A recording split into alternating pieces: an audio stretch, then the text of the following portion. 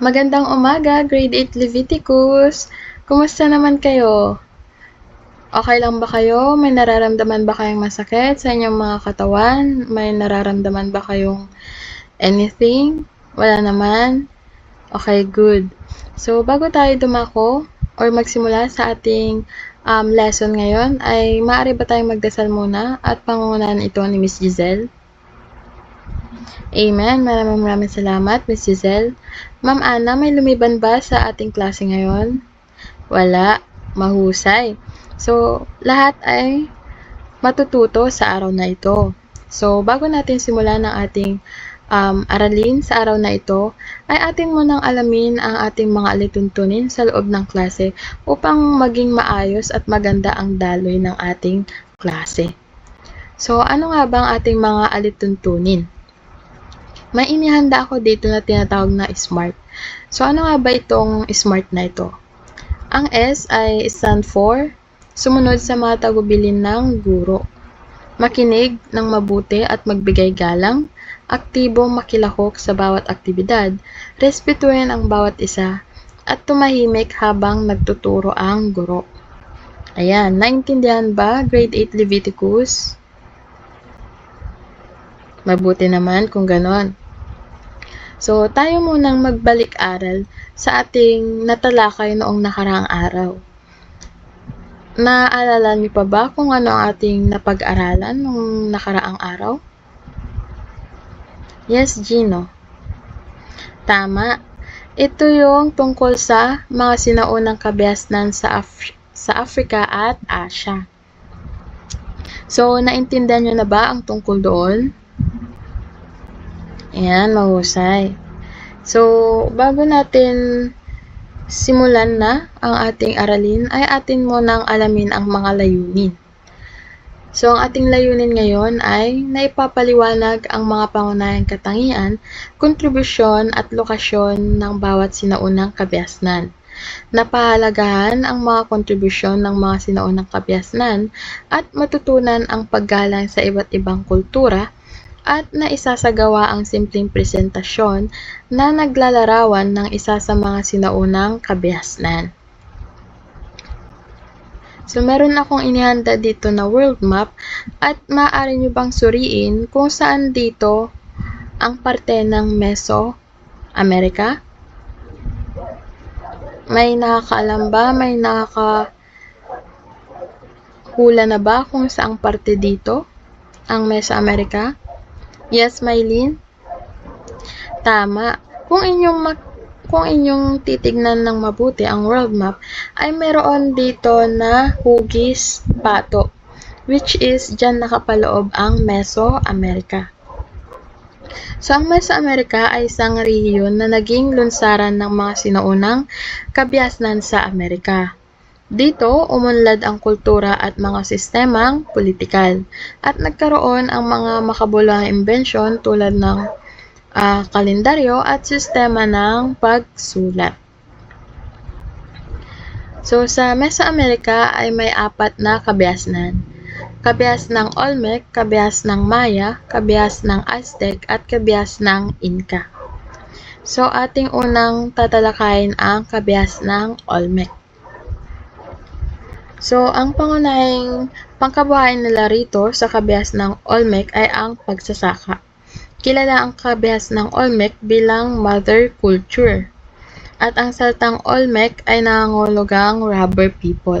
So, sa kabihas ng Olmec, ang mga tao dito ay tinatawag silang rubber people. At kung inyong titignan ang larawan sa screen, ay meron ditong rubber tree. At may nakatali dito na salukan, which is sinasalok niya yung dagta ng rubber tree. Itong dagta na ito ay nagiging pamumuhay ng mga tao sa kabihas ng Olmec. Sumunod naman ay ang kabihas ng Maya. So, sa kabihasnan na ito, kung titignan ninyo ay obvious na ito ay isang pyramid. Sa kabihas ng Maya, mayroong tinatawag na pyramid ng kukulkan, na kung saan ito ay ipinagawa upang pagdausan ng mga seminaryong panrelihiyon. At tinatawag din itong God of the Feathered Serpent. At sa lipunan ng Maya ay nahahati batay sa katayuan nila sa lipunan. Ang pinakamataas ay ang hari. May politikal na kapangyarihan at kontrol sa relihiyon. Sumusunod ang Halak-Oinik, which is sila yung mga tunay na lalaki. Pari, maharlika o mga dato at mga tagapayo ng hari. Karaniwang mamamayan at ang panguli ay mga alipin. So tayo naman ay dumako sa kabias ng Aztec. Pinaikli ko lamang ito para matapos kaagad ang lesson.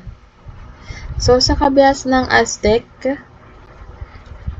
ito ay isang makapangyarihang sibilisasyon sa Mesoamerica na umunlad. Kilala sa kanilang mga kontribusyon sa kultura, relihiyon at agrikultura. Meron dito tinatawag na imperyo ng Aztec, which is ito ay ang unang imperyo sa Mesoamerica. Isang nagmula sa Aztlan, isang mitikong lugar sa hilagang Mexico.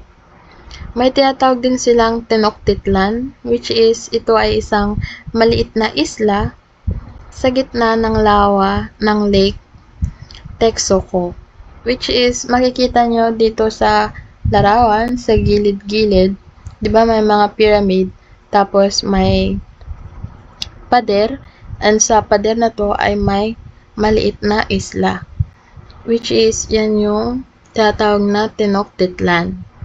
Pero kapag sinabi nilang Tenoch lang, ito yung pinuno sa Aztec. May tinatawag ding obsidian. Ano nga ba itong obsidian na ito? Ang obsidian ay isang maitim at makintab na bato na kung saan nabuo ito sa tumigas na lava. So, ang chinampas naman, ito yung mga artificial na pulo na kung saan ay tinatawag nilang floating garden. Ito yung kanilang pamumuhay at agrikultura sa Aztec. Ang panguling kabiasnan naman ay ang Inca. So, sa kabias ng Inca, nangungulugang imperyo. At tinatawag nilang kanilang mga sarili na Children of the Sun. Familiar ba kayo kung sino ito? Hindi? So, siya si Francisco Pizarro, isang Espanyol at siya ang mananakop ng Inca noong 1532. At ang tawag sa kanya ay Conquistador o mananakop na Espanyol. Kasi sinakop niya noon ang kabias ng Inca. So, ngayon naman ay meron kayong gawain. So, sa inyong unang gawain, ito yung pagkilala sa mga kabiasnan. Ipaliwanag ang mga naging pamumuhay ng 4 na kabiasnan sa Mesoamerica. Isulat ang inyong paliwanag sa sagutang papel. At ito ay gagawin nyo lamang sa loob ng 5 minuto. So, tapos na ba? Ayan. Ipasa nyo na sa akin. Maraming salamat. So, sa inyo namang susunod na gawain, ito yung tatawag na mga kontribusyon ng kabiasnan. So, dito, ipaliwanag kung papaano ginagamit noon at ngayon ang mga naging kontribusyon ng mga kabiasnan. Tulad na lamang ng mais, kamote, kalendaryo, at mga gusali. Isulat ang inyong paliwanag sa sagutang papel. Gagawin nyo lamang din ito sa loob ng 5 minuto. At pagkatapos ay inyo na ding ipapasa sa akin. Tapos na ba? Ayan, maraming salamat, Grade 8 Leviticus. Ngayon naman, upang masuri ang inyong kagalingan, magkakaroon kayo ng aktibidad. Ang buong klase ay hahatiin sa 4 na grupo. Ang bawat grupo ay gagawa ng poster na naglalarawan ng kultura at kontribusyon ng isang kabiasnan. At inyo itong gagawin sa loob lamang ng 10 minuto. So, sa Group 1, kabihas ng Olmec, Group 2, kabihas ng Aztec, Group 3, kabihas ng Maya, at Group 4 ay kabihas ng Inca. Pagkatapos, iprepresenta sa harapan ang bawat grupo ang inyong ginawang poster upang maibahagi sa klase ang inyong ideya. Naintindihan ba, class? Grade 8 Leviticus? Ayan, mahusay. So, dito na lamang nagtatapos ang ating aralin at sana ay meron kayong natutunan sa araw na ito. Maraming salamat, Grade 8 Leviticus. God bless everyone. Thank you.